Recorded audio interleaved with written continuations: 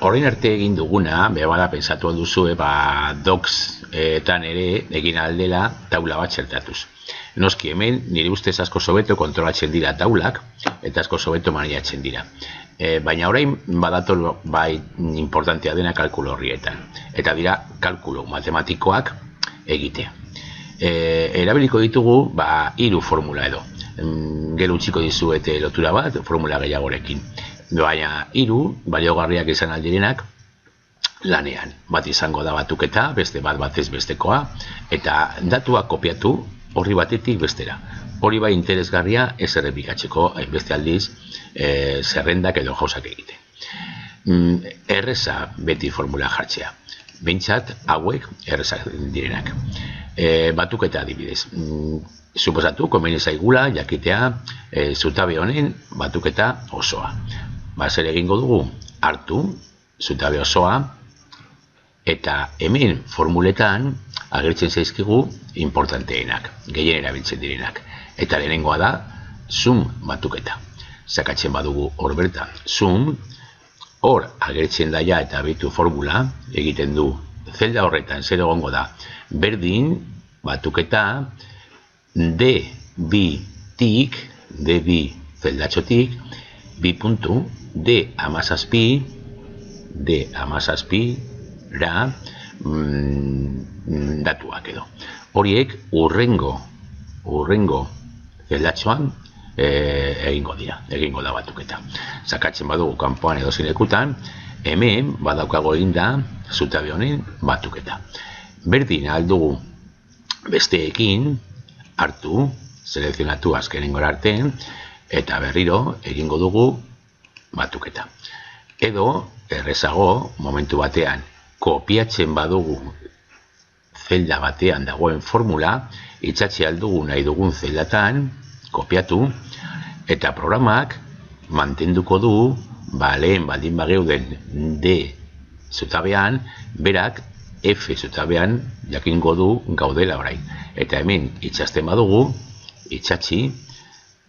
itxatziko dira hemengo batuketak. Ikusi aldugu nola hemen, formulan agertzen da F2, F17. Hemen jarri du beste zutabe batez bestekoa jartzeko. Batez besteko nota. Berdin egingo dugu, selekzionatuko dugu, aukeratuko ditugu nota horiek, 3 zutabe horiek, eta horien egingo dugun esango da aberaiz edo. Horretan sakatzen badugu, berdin formula idatziko da lehiotxoan, eta sakatzen badugu kanpoan, hemen izango dugu batez besteko nota. Berdin, hemengo datuak kopiatzen baditugu, kopiatu, beste guztietan batera, itxatzi alditugu. Eta hemen itxatziko dira lerro bakoitzaren batez besteko notak. Lehen ikusi dugu dezimalena.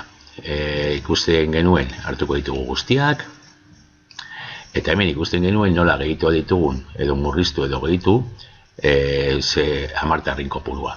Hemendik egin aldugu formatua eta berriro zenbakiak hartuz, azkenengoan agertzen zaigu formatu gehiago, eta hor barruan zenbaki formatu personalizatua. Horretan sakatzen badugu, jarri aldugu zenbat edo zein zenbaki mota formatua nahi dugun. Lehenengoa izango izateke hamartarari gabe, bigarrena 2 hamartarrekin, normalean hori da erabiltzen duguna, eta gero beste batzuk, bada pizka bat arraro bat direnak, baina bueno. Hemen sakatuko dugu, adibidez, 2 zenbaki hamartarrekin, eta aplikatu egingo dugu. Zutabe honetan agertuko dira zenbakiak 2 hamartarrekin bakarrik. Eta beste bat oso interesgarria. Lehen komentatu dugu, gaude mate gela lan egiten, eta orain euskera gelara joan nahi dut. Eta pensatuko dut, orain berriro egin behar dut zerrenda osoa edo egin behar dut kopia-pega bat, eta ez dakit zer zerrenda berdina baldin bada. Badago este formula bat, hori errez egiteko. Joango gara, euskera horrira, eta hemen lehenengo zeldatxoan, bat, idatziko dugu formula bat, erreza. Izango da, berdin, zeldatxo honetan agertzen dena da berdin, guk kopiatu nahi duguna da mate horrian dauden datuak, orduan jarriko dugu berdin mate horria, hor idatziko dugu esklamazio ikurra, adierazteko horria dela, eta orain idatziko dugu zein zeldatxo kopiatu nahi dugun. Kopiatu nahi dugu zeldatxo berbera, A1, zeldatxo horretan dauden datuak kopiatu nahi ditugu. A1. Jartzen da laranja eta horrek esan nahi du formula ondo idatzi dugula. Sakatzen badugu kanpoan, hemen agertu daia lehenengo abizena. Justu agertzen dena baitare lehenengo mate horrian. A1 lehenengo abizena da. Euskeran berdin lehenengo abizena. Berdin, behin eginda bat, kopiatu aldugu, kopiatu eta etxatzi aldugu guztietan. Etxatziko dugu, eta hor bertan ja agertzen dira datu guztiak. Mate horrian agertzen diren datu berberak. Egingo dugu berdin, bestea kopiatzeko. Kopiatuko dugu hau, eta etxatziko dugu zutabe guztietan. 6 zutabe ziren, 5 hartu ditut, ondo. Orduan hemen egingo dut itxatzi, eta baditut datu guzti horiek berriro kopiatuta. Berbada, hauek ez ziren behar, notak ez ditut kopiatu behar, orduan ezabatuko dut hortik formula. Hemendik aurrera, eta honekin baitare kontuz. Aldaketa bat egiten badut hemen, adibidez, hemen jarriko dut beste abizen bat, zaet, hemen baitare aldatu egingo da. Orduan, kontuz, batez ere gauza batekin.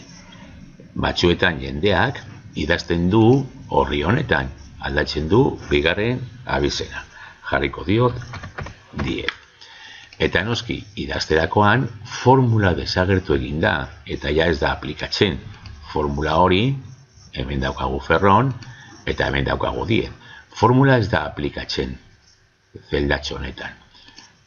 Utsiko dugu zegoen moduan, kopiatuko dugu hau, eta etxatziko dugu hemen, eta orduan, zer egin behar dugu? Normalean, horrelako metodoa erabiltzen dugunean, zerrendak errepikatzeko eta zerrenda desberdinak egiteko, egin behar duguna da, euskera horretan, zelda guzti hauek babestu. Gero ikusiko dugu nola egin, baina babestuko ditugu ezin idazteko zelda horietan. Erabiltzaileak ezin izango du idatzi eta ezin izango du aldatu. Horretarako babestuko ditugu zeldatxo horiek. Hori gero ikusiko dugu.